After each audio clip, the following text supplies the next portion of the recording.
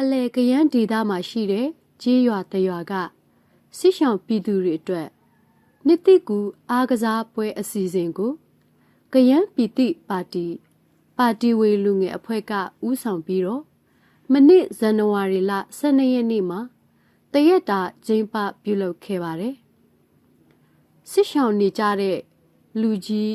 လူငယ်နဲ့ကလေးငယ်တွေပါဝင်ကစားကြတဲ့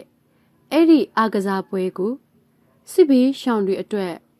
စိတ်ဒဏ်ရာကုစားနိုင်ဖို့ကျင်းပပြုလုပ်ရတာဖြစ်တယ်လို့ကရန်ပြည်တိပါတီဝေလူငယ်တူဖြစ်တဲ့ခွန်းပြည့်လဲကပြောပါတယ်အဓိကကျွန်တော်တို့ရဲ့ဒီစစ်ဘေးချောင်တွေကိုစိတ်ဒဏ်ရာကုစားပေးတဲ့အစီအစဉ်တွေပေါ့နော်စေခေါ်အားမြင့်တင်ပေးတာဒီစိတ်ဒဏ်ရာတွေကုစားပေးတဲ့အစီအစဉ်တရက်အနေနဲ့ကျွန်တော်တို့ပြုလုပ်ရခြင်းဖြစ်ပါတယ်ဟောအရင်နေ့တွေလည်းလုပ်ခဲ့တယ်ပေါ့နော်ဒီနေ့လည်းကျွန်တော်နေ့စဉ် plan တစ်ခုအနေနဲ့ကျွန်တော်ရှောက်မှတ်ပြီးတော့ဒီစိတ်ဒဏ်ရာပေါ့နော်စိတ်ဒဏ်ရာတွေကုစားပေးတဲ့အစီအစဉ်တရက်အနေနဲ့ပြုလုပ်ပေးတာဖြစ်ပါတယ်အဲ့ဒီအားကစားပွဲအတွက်ကရန်ပြည်တိပါ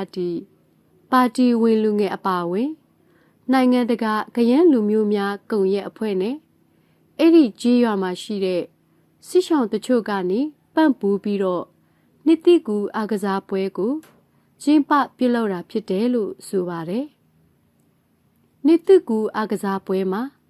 ဘောလုံးကန်ပြိုင်ပွဲချင်းလုံးပြိုင်ပွဲချောတိုင်တက်ပြိုင်ပွဲအပျော်တမ်းအငယ်စားပြိုင်ပွဲတွေဖြစ်တဲ့မောက်စားပြိုင်ပွဲတာတူအပြေးပြိုင်စတဲ့ကစားနည်း18မျိုးလောက်ကိုထပ်သွင်းပြုလုပ်ခဲ့တာပါ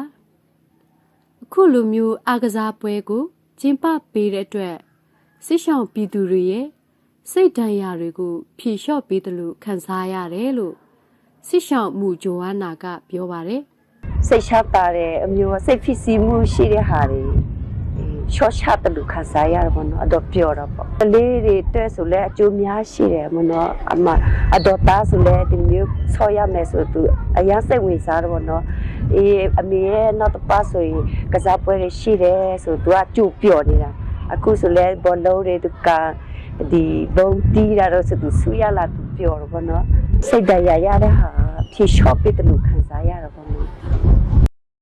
ဒါအပြင်ဒီလိုအားကစားပွဲတော်ကိုကျင်းပခြင်းအဖြစ်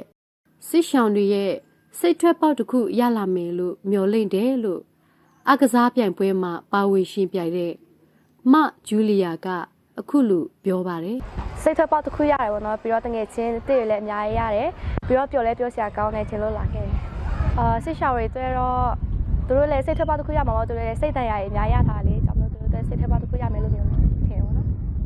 စစ်ရှောင်တွေအတွက်စိတ်ဒဏ်ရာကုစားပေးတဲ့အစီအစဉ်ကိုကရန်ပြည်တိပါတီဝေလူငယ်အဖွဲ့ကရခိုင်နေ့တွေမှာလည်းကျင်းပပြုလုပ်ပေးခဲ့ပြီးခုလိုအစီအစဉ်မျိုးကိုစစ်ရှောင်ပြည်သူတွေအတွက်ဆက်လက်ပြုလုပ်ပေးသွားဖို့ရှိတယ်လို့ဆိုပါတယ်